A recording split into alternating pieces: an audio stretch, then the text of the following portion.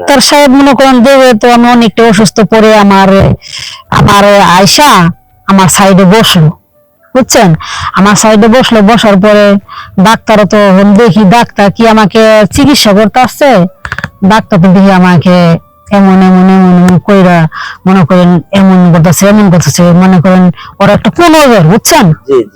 আমার কোন ওদের দেখে সে তো আমার চিকিৎসা করতে আসবে না, সে অন্য একটা ধারণা নিয়ে আমার বাড়িতে আসছে। আমাকে দেখার পরে তার ভিতরে অন্য একটা ধারণা ঢুকে গেছে যে আমার জন্য সে কি আমার কিছু করতে পারবে কিনা, সেই ধরনের একটা খারাপ কিছু ধারণা তার ভিতরে আমি পাইছি। এই ডাক্তার আপনাকে এরকম একটা আচরণ করতেছে? হ্যাঁ, ওরকম একটা আচরণ করতেছে। ওটা তো আপনি মানে অসুস্থতার কারণে তখন আপনি ডাক্তারকে কিছু বললেন না? আমি তো ডাক্তারকে বলছি যে ডাক্তার সাহেব আমি তো অসুস্থ, আপনি তো আমাকে চিকিৎসা করতে আসছেন নাকি আপনার ভিতরে কোনো কিছু চলতেছে বা আমার কিছু করতে আসছেন? আপনার তো মনে হয় যে আপনি আমার চিকিৎসা করতে আসেননি, আপনার ধারণা তো অন্যটা। যেটুকু আমি বুঝছি মানে ডাক্তার সাহেবের দেখে যা বুঝতে পারে সেটা আমি তাকে জিজ্ঞেস করছি। আচ্ছা আচ্ছা, যখন জিজ্ঞাসা করলেন তখন ডাক্তার কি প্রশ্ন আপনাকে উত্তর দিল? ডাক্তার সাহেব মনে করেন প্রায় অনেক কিছু অনেক বিনতি করছে বা আমার কিছু করার জন্য যে আমি ভালো হবো বা ভালো আমার চিকিৎসা করবো, ভালো ট্রিটমেন্ট দিবে, অনেক কিছু বলছে। আসসালামু আলাইকুম। আমার জীবনে যে ঘটনাগুলো ঘটছে আমি আপনাদের তুলে ধরছি। আমার নাম পিয়া আক্তার, আমার বাড়ি হচ্ছে ফরিদপুর। তো আমার অনেকদিন ধরে আমার শরীরটা খারাপ যাচ্ছে। আমার আম্মু শরীর খারাপটা দেখে ডাক্তারকে ফোন দিল, ডাক্তারকে নিয়ে বাড়িতে আসলো। ডাক্তার এসে দেখে আমি অনেকটাই অসুস্থ, আমি বিছানা থেকে উঠতেই পারছি না। তখন ডাক্তার বলল যে রোগী তো দেখে মেয়ে তো অনেক অসুস্থ হয়ে গেছে। ওটা ডাক্তার আমাকে জিজ্ঞেস করলো যে তোমার কি হয়েছে। আমি ডাক্তারে বললাম যে ডাক্তার সাহেব আমার তো আটকে না, শুধু যাইতে আছে এই যাইতে যাইতে আমার শরীর তো একদম ক্লান্ত হয়ে গেল, আমি বিছানার লোকে মিশিয়ে গেলাম। আপনার ডাক্তার আপনার বাসায় আসলো আপনার চিকিৎসার জন্য, কিন্তু ডাক্তারকে আপনি সব খুলে বললেন, তাই না? হ্যাঁ। ডাক্তার ওই মুহূর্তে কি বললো আপনার? ডাক্তার ওই মুহূর্তে আমার বললো যে মেয়ে তো অনেক অসুস্থ হয়ে গেছে।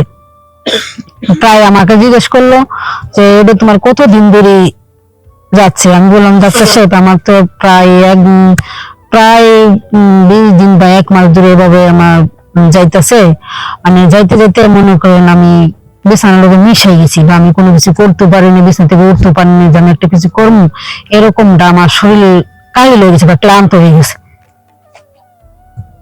মানে হঠাৎ করে আপনার এই অবস্থাটা না, এটা কোথা থেকে হলো আপনার যে আপনি কোনো 1 মাস ধরে আপনি এরকম করতেছেন? এটা ডাক্তার আসলো আপনি বলে দিলেন, কিন্তু এটা কতদিন থেকে হচ্ছে আপনার? এটা হচ্ছে আপনার প্রায় 20-25 দিন এরকম। 20-25 দিন থেকে আপনার এই একই অবস্থা? হ্যাঁ, একই অবস্থা।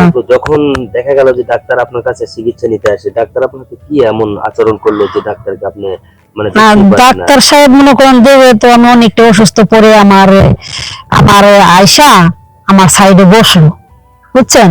আমার সাইডে বসলো, বসার পরে ডাক্তারও তো দেখি ডাক্তার কি আমাকে চিকিৎসা করতে আসছে, ডাক্তার তো দেখি আমাকে এমন এমন এমন এমন কইরা মনে করেন এমন করতেছে মনে করেন ওরা একটা কোন ওদের, বুঝছেন?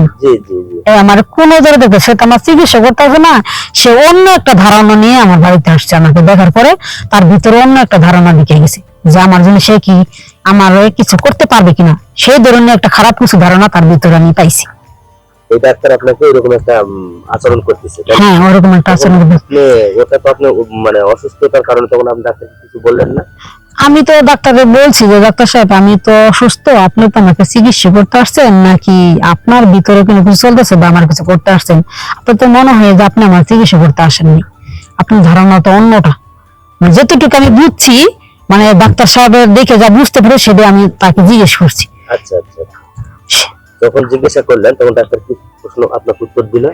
ডাক্তার সাহেব মনে করেন প্রায় অনেক কিছু অনেক বিনতি করছে বা আমার কিছু করার জন্য যে আমি ভালো হবো বা ভালো আমার চিকিৎসা করবো, ভালো ট্রিটমেন্ট দিবে, অনেক কিছু বলছে।